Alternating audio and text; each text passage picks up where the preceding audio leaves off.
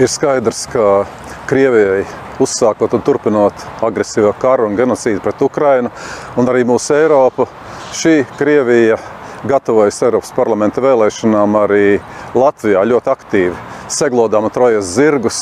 mobilizēdama Eiropas vienotības grāvējus un Eiropas skeptiķus. Tāpēc šajās Eiropas parlamenta vēlēšanās ir ļoti uzmanīgi un pārdomāti jāizvēlas prognozējams, adekvāts politiskais spēks un politiskā grupa Eiropā, par ko balsot. Man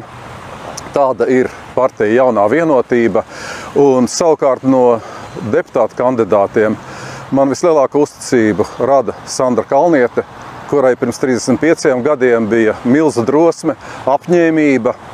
un arī enerģija organizēt Baltijas ceļu, mūsu atgriešanās ceļu Eiropā, un kura ir šo gadu laikā apliecinājusi gan savu godaprātu, gan nesautīgumu, gan Latvijas patriotismu. Un, protams, Valdis Dombrovskis, ar kuru kā Latvijas pārstāvi šajos gados Eiropā esmu ļoti lepojies par spēju gan